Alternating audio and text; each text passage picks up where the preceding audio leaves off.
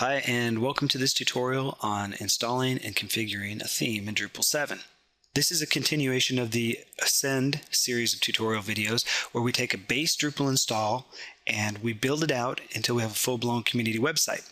Now today we are going to be installing the Picture Reloaded module. Now let's go to the Drupal site really quickly and take a look at the download page. Now, one of the reasons why I chose Picture is that it's a great theme to use if you don't want to write any code. It has a lot of flexibility with regard to colors and fonts, your page layout, and working with the Noggin module, you can even upload your custom header. So it's pretty great. You're going to want to download that before we get started. But Picture Reloaded is a sub-theme of Adaptive Theme. So let's go over to Adaptive Theme, download Adaptive Theme as well. And as I said, don't forget to download the Noggin module. It's going to be important when we get to configuring the header. So let's go back to our Ascend site here, and let's go into Appearance. Let's take a look at what we've got here. Bartik is the default theme for Drupal 7, and you see that I've got 7 installed, which is the administration theme. Garland and Stark, those are disabled themes that I don't have enabled, but they also come with Drupal 7. So what we're going to need to do is I'm going to go into my temp folder here, and you see that I've got Adaptive Theme and Picture Reloaded. I've got another 2 folders there, and we'll get to those a little bit later. But for now, we're going to copy those 2 theme folders and go into the root install here of Drupal 7, go into the Sites folder, All, go into Themes, and then we just paste those 2 folders in there. Let's close down these windows, and let's refresh this page and see what happens. Okay, so we've got a number of new themes in here. You see that you have Adaptive Theme Core. This is actually what we're after. There's an admin theme, and then there's a sub-theme that acts as a starter. But what we're going to do right now is we're going to enable AT Core. Make sure that it's Core. All right, you see that that's enabled, and you don't want to set it as default. And what we're going to do here now is scroll down to Picture Reloaded, and we're going to enable and set to default there. Okay, so you remember what our homepage looked like before. Let's go ahead and take a look now. It's a pretty crazy default look there, isn't it? You know, it's like a fuchsia or pink, kind of a crazy purple. So let's go back to Appearance, and let's hit the settings. And you'll see that there are a number of settings that we can now configure with Picture. We're going to start up here with Page Layout. Now, I'm not going to make changes to all these, but it's just more like a little guided tour where I'm going to walk through this. You can do the 960. It's set by default to 1020, but you could also do a liquid layout where it's 80%, 85, 90. It's a really nice little setup here, but I'm going to leave it at the default. You can set the sidebar widths. 240 is the default for both of them, but you can see that they can be quite large indeed. And you can switch the layout. This is the standard 3-column layout. You could put 2 columns on the left or right, so you can put the columns together either on the right or on the left, which is kind of cool. Let's take a look at the Fonts tab. All right, by default, the font family is set to Helvetica Neue, Trebuchet, and Arial, and so is the Headings font family. I am going to change this. I think that I'm going to do a serif font. Garamond is what I'm going to go with, and I'm going to do that with this as well.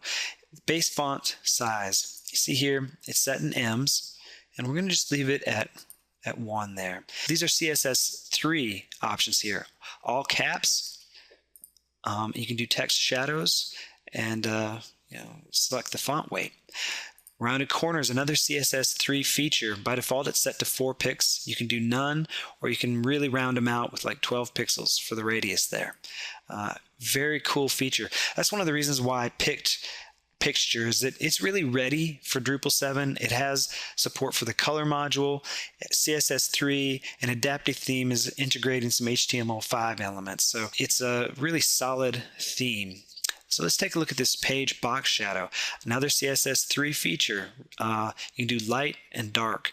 Well, maybe later in this tutorial we'll come back to this, but I want to make sure that we hit everything and this doesn't get to be too long. Look at the breadcrumbs. You can turn them on or off, and you can also change up the breadcrumb separator. Search results, some similar things. Login block, you can basically just set this to horizontal by default. As you're probably aware, it's vertical. And the development tab here, you're only going to want to use this if you're familiar with CSS, and this tutorial series does not get into that. But let's roll down here to the color scheme. Now you saw it was a pretty crazy color set. It's called Girly Pink. Let's see what some of the options are. All right, so we see this little color set here, and if we wanted to, I can just click in here and I can set this to whatever I want just by clicking on this color wheel here. If you notice the base, it's changing as I click around this color wheel. And so you can come up with a custom color scheme really easily.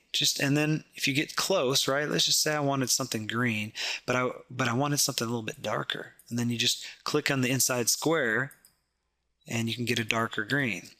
Now I'm not going to do a custom color scheme. I'm thinking that I'm going to do deep blue and go with that. And see a little preview of what we've got here. Let's take a look at toggle display. This is part of all the themes that you'll find out there, and it allows you to enable or disable the display of logo, site name, all that kind of stuff. We're going to leave all that as is. Real quickly, look at the logo image settings using the default logo. We're going to come back to this after we enable Noggin. So hold tight on that. The shortcut icon settings, you can turn this off. When we do, you set your path to the custom icon. You can upload it, and once you upload it, it will automatically populate that text box there. But let's go ahead and just save this configuration, and let's go back to the home page. And you see it looks quite a bit different.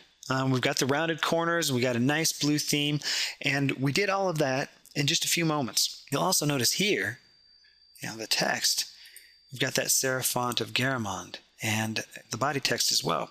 Okay, what we need to do now is install the Noggin module. So if you remember from this folder earlier, the temp folder, I had Noggin downloaded. I'm going to copy that, and I'm going to go over to in my themes folder. That's where we left off. I'm going to back out of that and go into modules, and I'm going to paste Noggin into my modules. Close these two windows down, and let's go over to the modules tab here and see what's going on.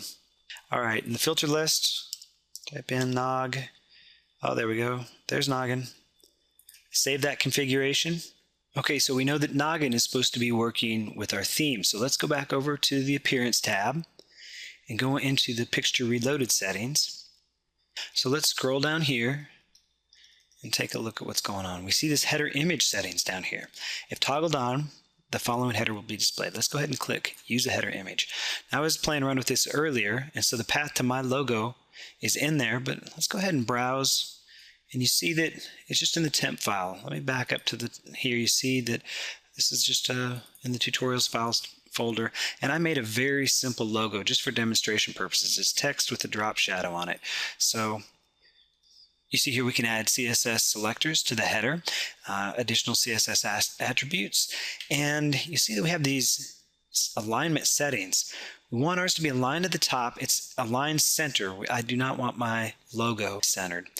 You can have image repeat, but you can see this 100% width, so it stretches. So I used a text logo, and I could have just swapped out the default logo for this, but I did something very simple to just demonstrate this. But imagine that you had like an image that you wanted to stretch across a flexible layout.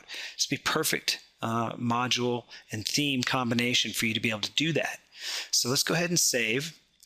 Now, we're not quite done, and I probably should have done this before I saved, but click on the Toggle Display tab, and you notice that you have the logo, and we have the site name, site slogan. I'm going to disable that because what we want are our custom header. And if I didn't disable these, there would be text on top of text. It would just be kind of a mess. So it is possible that you could come up with a scenario where you had like a background image and you had the default logo or the default site name still in place. That would work just fine.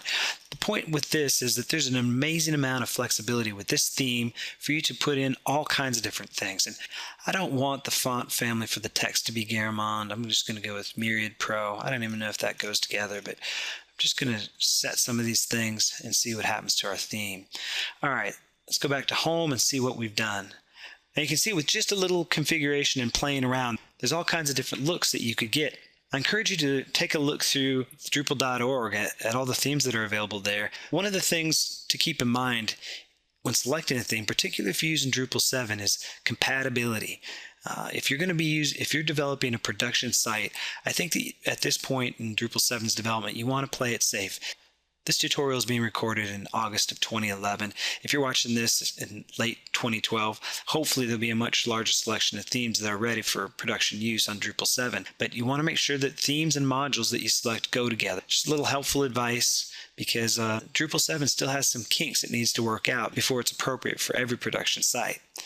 So that's the end of this tutorial. Hopefully you found it useful, and I'll see you next time.